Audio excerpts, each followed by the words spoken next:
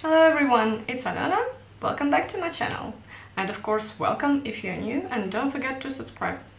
In today's video, I would like to talk about my experience with the Finnish schools. Since I have worked in one of them for a whole school year, I think I already have enough experience to talk about the differences between Finnish educational system, well, mostly like schools, and Russian schools. Mind you, I only have experience with primary schools. So in our school, kids learn up to the 5th grade and then they need to change schools. I mean, it's gonna be the same school, but a different building. And also I think I need to mention that I work in a Swedish-speaking school, and I'm not sure if it's very different from like Finnish schools. You guys tell me in the comments. But I think it's kind of the same, because there is this standardized governmental approach to schools in Finland, and I think all schools should follow the governmental program. The video will consist of two parts. In the first one, I would like to react to a video made by an Australian channel. That is interesting. They also dedicated a whole video to a Finnish school system. And in the second part, I will just add my points and my observations. Let's start! So the video is called "Why Finland's Schools Outperform Most Others Across the Developed World." Oh, yeah, later I will compare this to the developing world. It's 8 AM on a cold morning in the suburbs of Helsinki. I love the accent.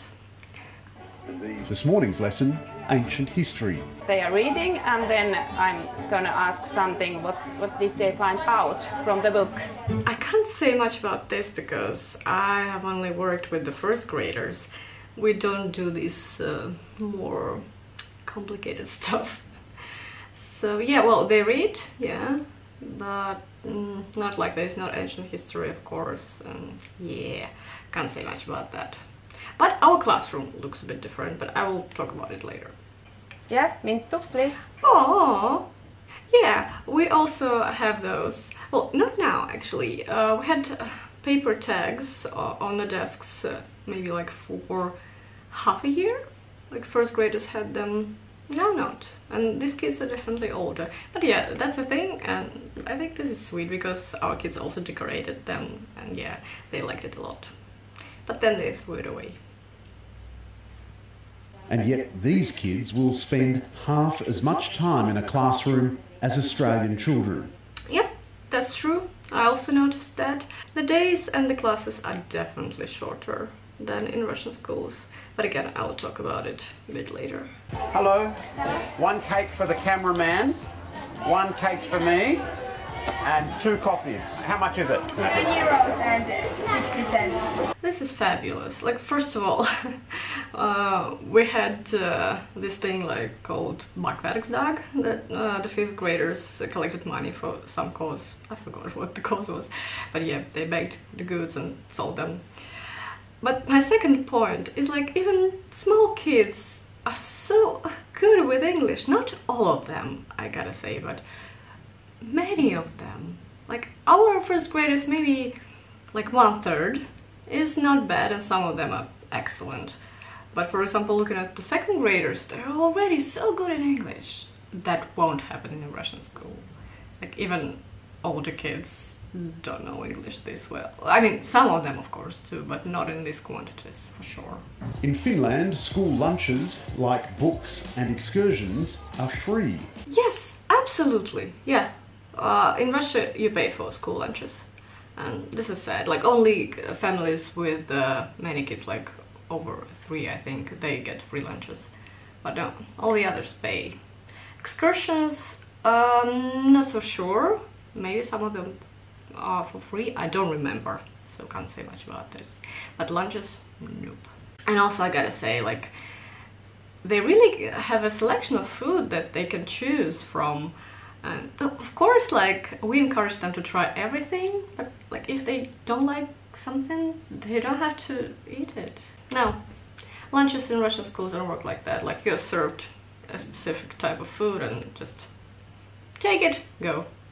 The children rug up again to play outside.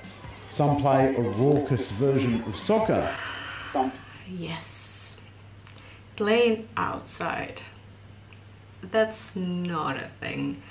I mean, like, maybe some Russian schools practice that. I know, like, sometimes kids can have PE classes outside. But, like, for example, in my school, we weren't allowed to leave the building. We were just stuck in the building inside for the whole school day. This is crazy. And here kids go outside like 2 times a day minimum. And then they also go outside like during after school time. This is so cool. Like, they spend so much energy outside, and I think it helps with concentration during classes. Not always. They're kids. But this is good, and also they get so much fresh air. This is such a great idea. The facilities in this school are just amazing. There's a ping pong table, a pool table, and in here, for the cold winter days, they've got a room full of beanbags and couches, and there's even a PlayStation in the corner. It seems like it's such a rich school, you must get more money than other schools. Yeah. No, we don't. It saves money for everyone, actually. Where's our money then? We don't have all that. But this is so cool. I mean, it may be a bit distracting sometimes during school process, but okay, now I'm jealous. And yeah, and I wasn't talking about Russian schools for sure. Russian schools, yeah, that's something out of the ordinary. But I was talking about the school where I work. We don't have these facilities. And we have something, and it's quite good, but a pool table.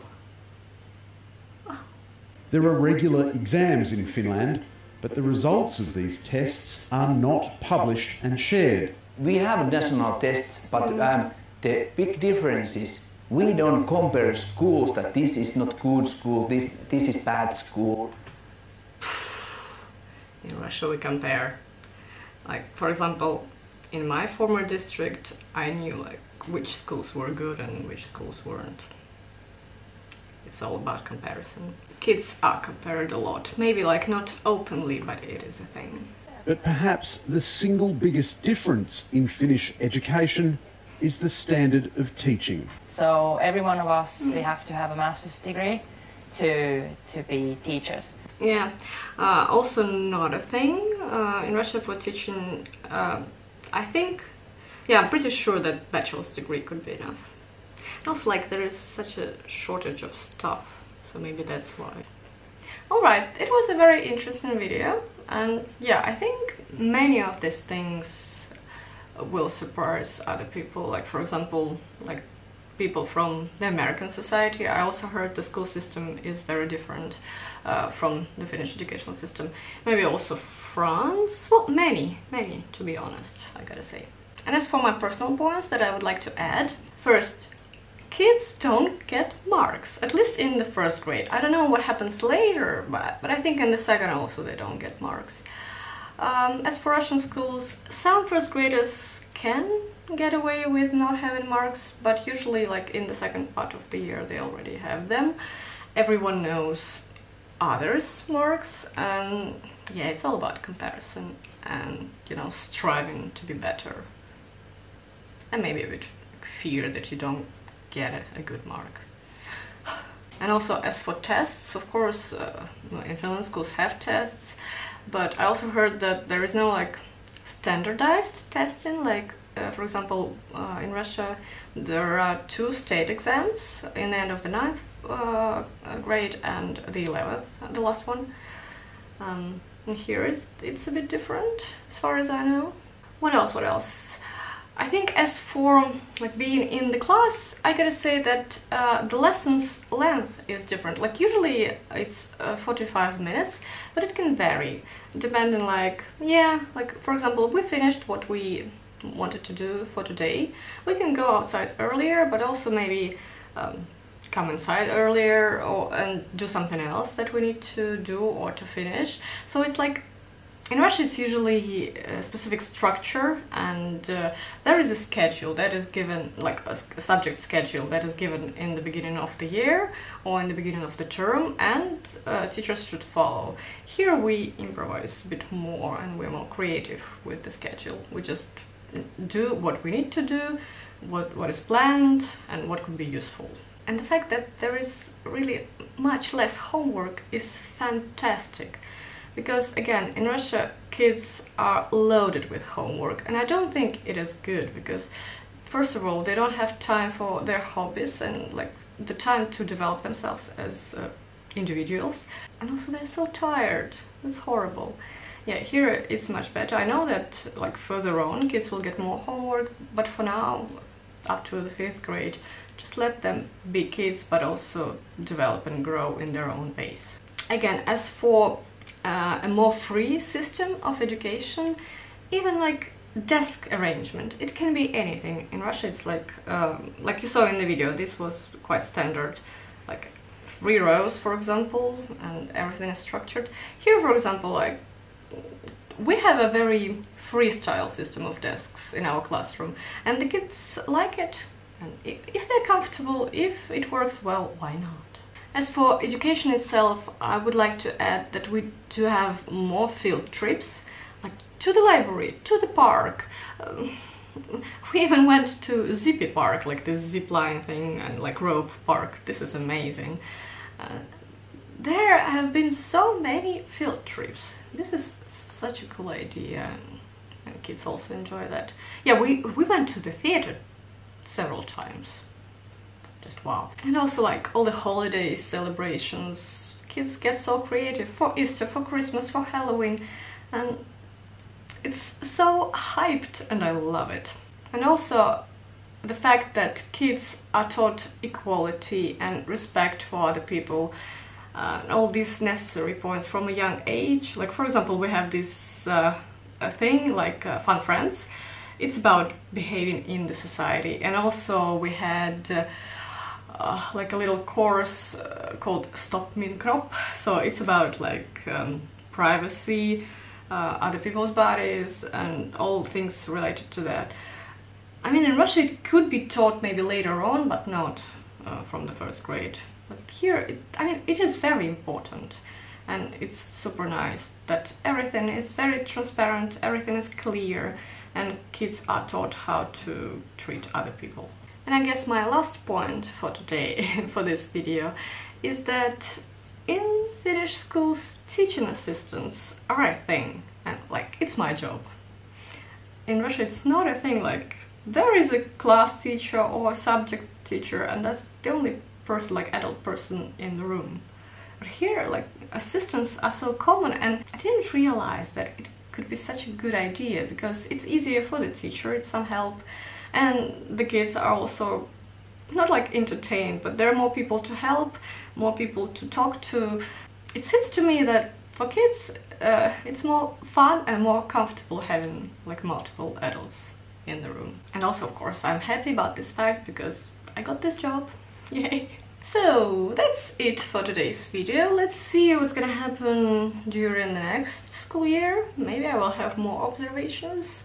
I'm open to all the fun experiences. If you have more facts to add, or maybe some cool stories from the times you were a school kid, write it all in the comments down below. I hope that you enjoyed the video. Thank you very much for watching, and I'll see you in the next one. Bye bye!